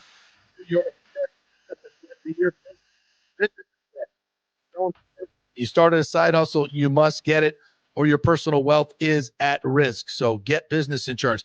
Flood insurance. I know we dodged the bullet with hurricanes this year, but make sure you have flood insurance, homeowners insurance.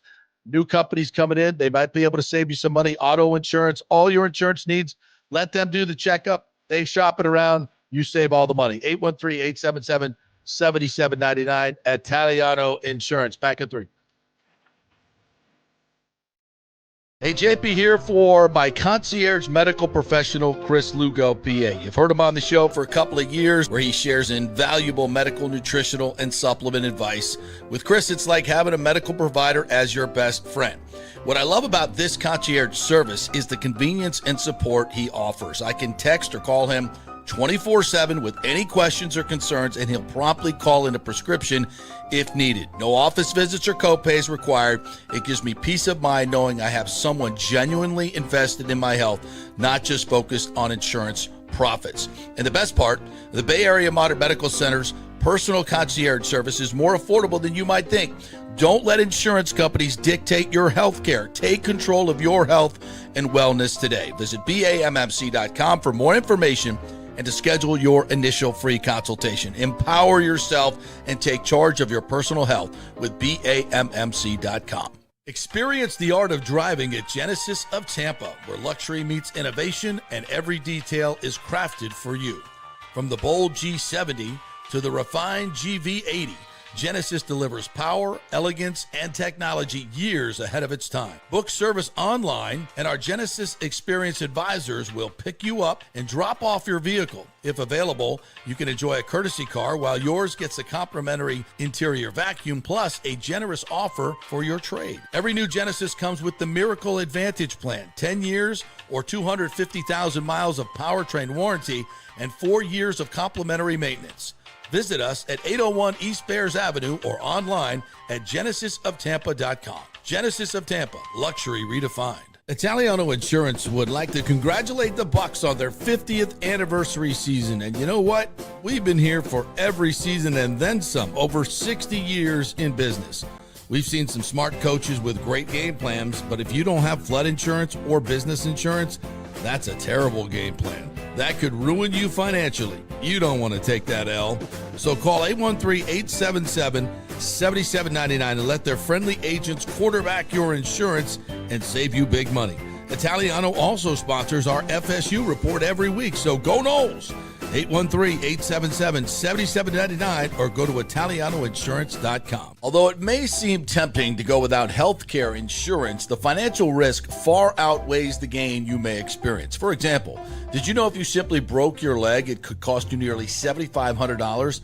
Put on top of that a hospital stay, you could be looking at $10,000 to $15,000. Ensuring that you don't go uncovered is so important, as according to CNBC, high medical bills are the highest contributing factor to why Americans end up taking money out of their retirement savings, or worse, find themselves filing bankruptcy. So go to don'tgouncovered.com or call 800-669-1505. Now, depending on your income, you can get plans for zero premium. Our experts will guide you through the process effortlessly. They will shop many plans and find the one that's right for you. I called and I have full health coverage through Florida Blue for zero monthly premium. It's a free call. So why go uncovered? It's a huge risk. Go to don'tgouncovered.com or call 800-669-1505. That's 800-669-1505. Are you looking for an honest AC and plumbing company? I mean, that's like trying to find a humble Saints fan, right? Well, try my friends at Third Generation AC and Plumbing Services. Been in business since 1995 here locally. And listen to what one of their customers said. Quote, the gentleman providing the service was exceptional, on time, knowledgeable, professional, and experienced. He was efficient, cleaned up behind himself, and did the work expeditiously. He not only repaired a sink, he repaired our toilet that was constantly running. We have used this company several times. They are awesome. Says it all, folks. Testimonials really say it all. Call 813-961-8024 for honest, fast service. 813-961-8024 or thirdgenerationplumbing.com. We also do AC. Let's go. Right now, back to the show on FanStream Sports. All right, welcome back to the JP Peterson Show. Holidays are the best time to get engaged because all the family is together. The Golden Diamond Source has thousands of diamonds to choose from in their jewelry wonderland. If you're looking for a gift that says forever, find stunning engagement rings, diamond earrings, diamond bracelets, the most stylish gold fashion, and plenty for the men in their new men's department and watch department. There's something for everyone, so don't settle for anything less than perfection. Go to the Golden Diamond Source, great local company. You can get a $5,000 diamond for just $84 a month with their 0% 5-year interest rate plan. And, of course, you have their diamond savings plan, where if you bring it back, you get full value. It's the Golden Diamond Source for the holidays, 3800 Overton Road, always online, thegoldendiamondsource.com. All right, back to your wonderful, pithy, and entertaining comments, and profitable, too. Robert Gordon, thanks for the $5 super chat. How many years of this Bowls defense and still having communication issues over Bowls and the same old garbage? Yeah, I think the fan base is ready to punt there. There's no question about it. I don't think there's anybody left defending him. Do you think? I think yesterday was the breaking point for those who were. Yeah. Probably. Yeah. Bold, aggressive, and Jason Light should not be used on the same sentence. Joel Forsland said, at a minimum, the defensive assistants should have all been replaced last season. That didn't happen. Everyone is satisfied with just division titles. Can't blame him. Thomas Casper says Chris Shula. What's his resume, Nick? You just looked it up? I just looked him up, actually, because he's the grandson of Don Shula, by the way. Yeah. In case everyone didn't know. That's good pedigree. Good pedigree. Yes. He's been on McVay's staff since McVay's first year in charge of the Rams in 2017. He's been, and listen to this, he's been a linebackers coach, an outside linebackers coach, a pass game coordinator, a defensive backs coach, a pass rush coordinator, and now a defensive coordinator. So he's had a plethora of roles, offense and defense. So he doesn't sound like he's just like a straight defense guy. And I don't know about you, but I'm just excited for a new voice. Yes, this is stale. This feels very, very bring him back. stale. You got to switch this up. You got to switch unless this they up. go on a deep run in the playoffs. And I don't again, see that happening. yeah, I mean, seriously, to me, the only you can't beat the 2-10 Saints. The only how are they going to beat anybody with a win? I think it's very cut and dry. You have to find a way to win the division. We won't feel good about it, even if you do. But you win the division and you win a playoff game like that. That is literally, to me, the line right there. Like that's it. Anything short of that, I can't go forward with it. And if he goes up against Canales head to head, oh, that'd be a bad look. And gets stomped. That'd be a bad look. And outcoached. Yeah. King Cook said we went Servassier over Jahad Campbell. That's the great Jason Light, top 5 GM, right? LOL. How those future draft picks helping us now? Well, I mean, he did take Ibuka. It's a pretty good pick, don't you think? I mean, listen, we all wanted edge rusher. I wanted something on defense. He didn't do it. And he thought Hassan Reddick would be the elixir, and it has not been. I thought it was a good pickup. I really thought Hassan Reddick was going to have a big year. I was wrong. I think Hassan, when he's on the field, is like he's been good. He's doing things. Yeah, he's been good.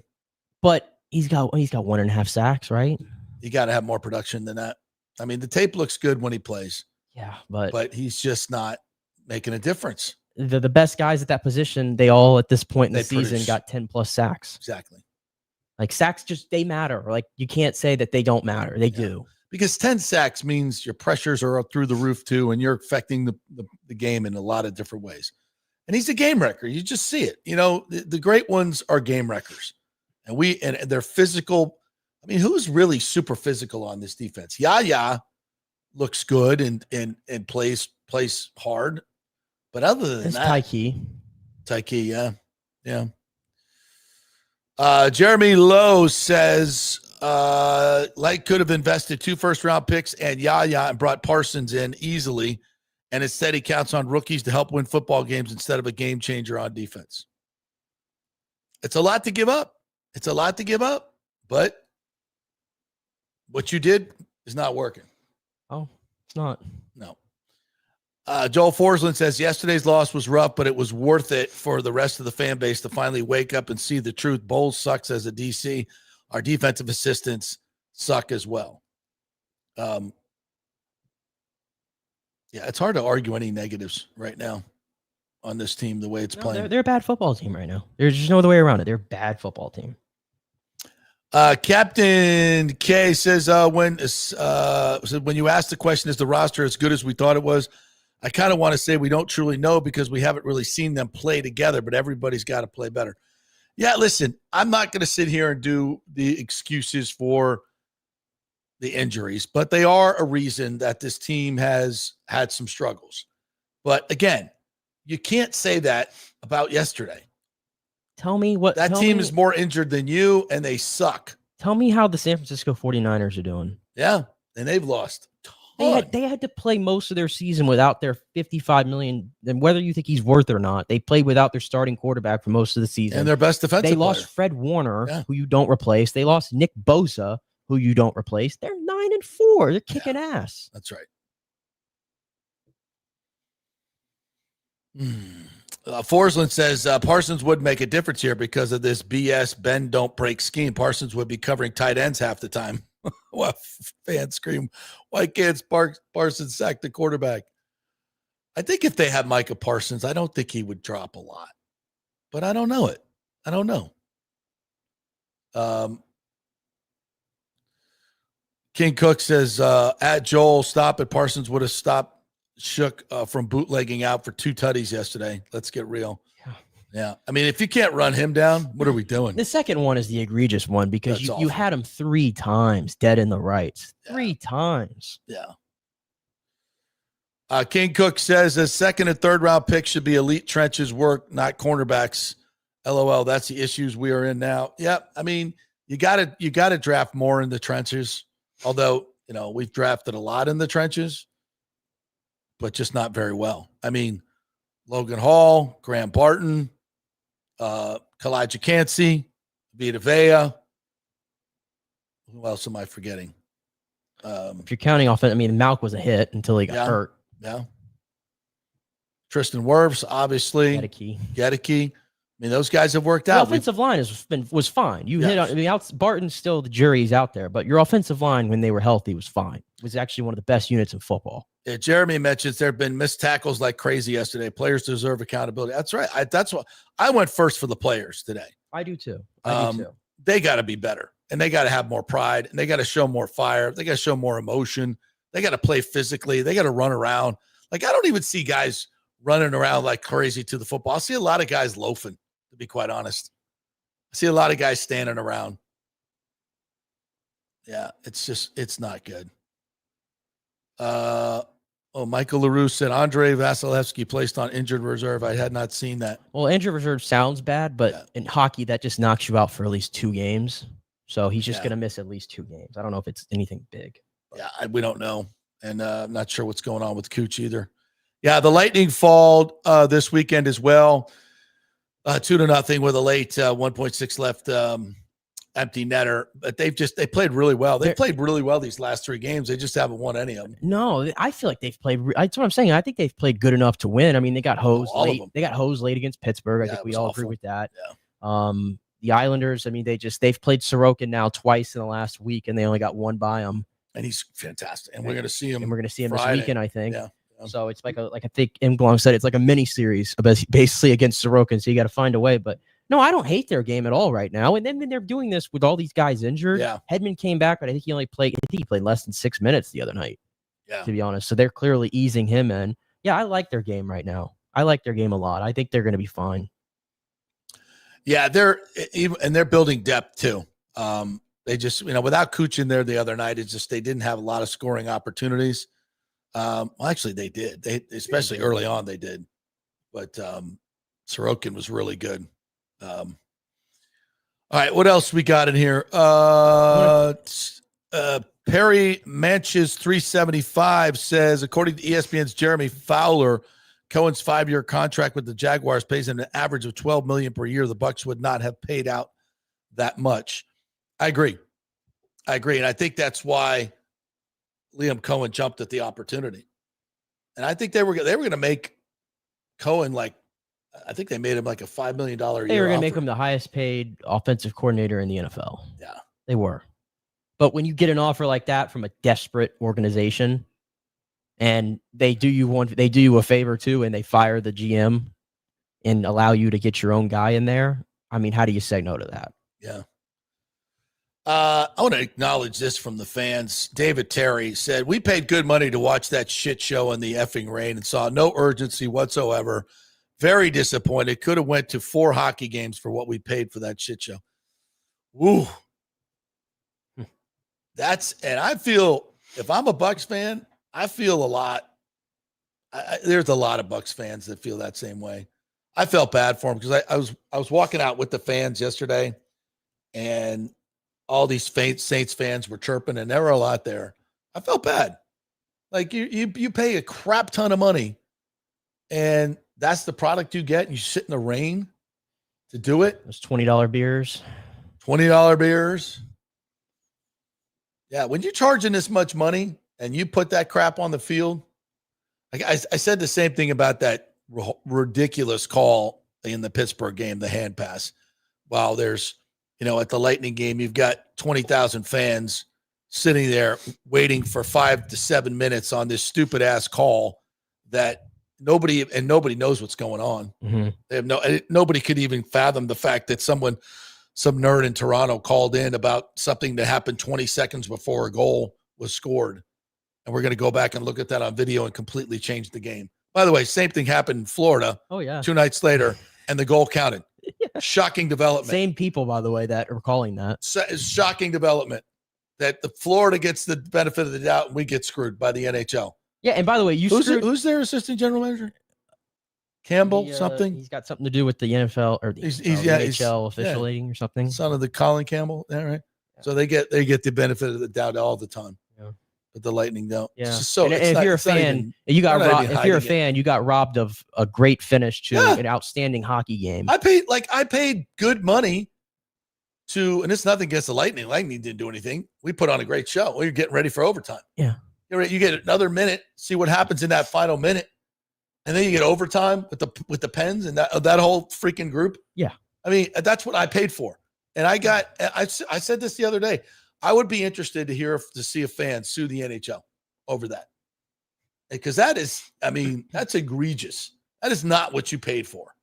To have some person in another country watching the game change the entire fortune of the game that you invested in.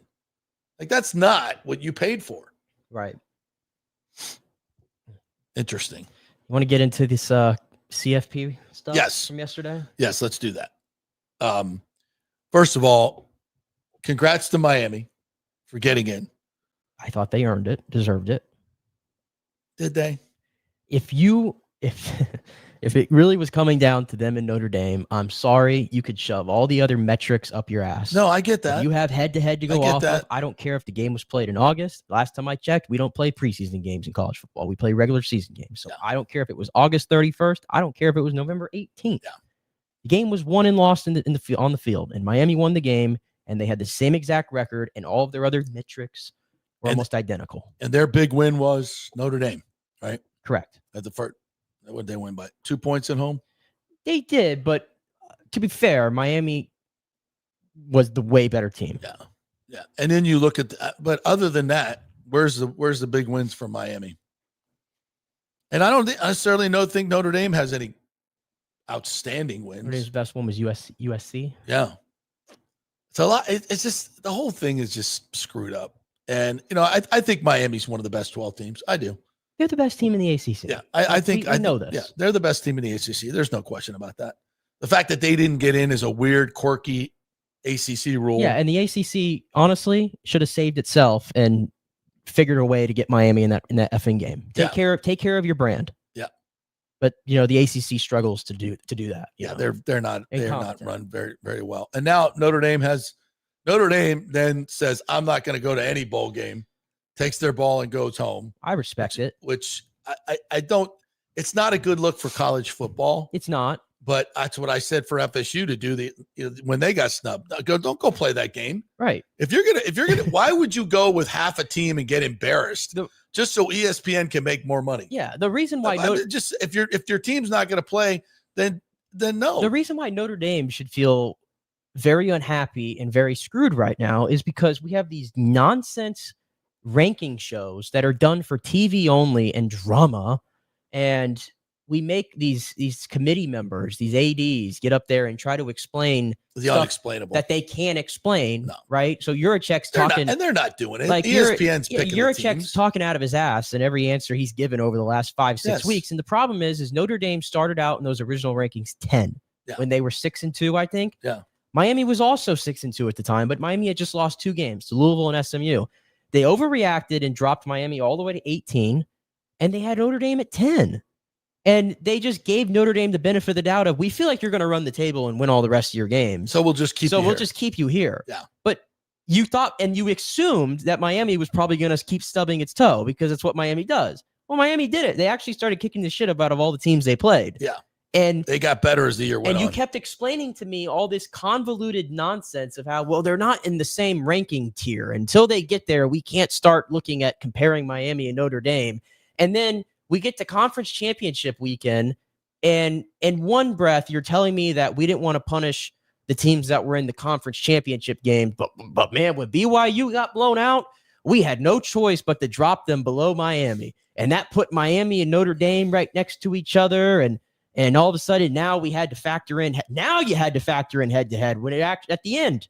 You had to finally factor it in when you couldn't do it for 6 weeks. That's right. And by the way, the only reason why Miami and Notre Dame ended up next to each other is because last week, Alabama beat the mighty Auburn Tigers by 4 or 5 points. And you moved them up. And you gave them credit for that. Oh, we're so impressed with Alabama's resolve and beating the 5-win interim head coach-led Auburn Tigers. So losing badly affects BYU in a conference championship game, but not Alabama. No. Not Alabama, who had negative 3 yards rushing. No, that's my thing. It's like, in general, I don't like if you lost to Florida State. Right, and that game ended up not even mattering at all for Alabama.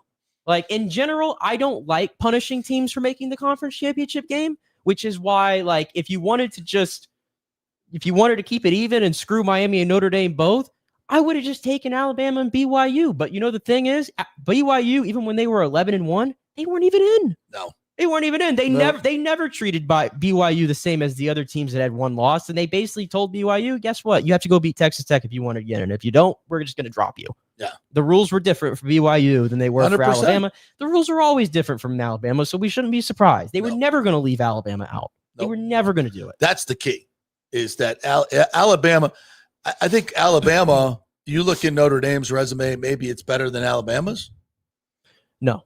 Alabama's got Alabama at the end of the day, Alabama beat Georgia on the road. You can't take that away from them. Mm-hmm. They beat Vandy. Can't take that away from them. Yeah. They had some good wins. Yeah, the committee's a sham. It has been for a long time, ever since they snubbed Florida State.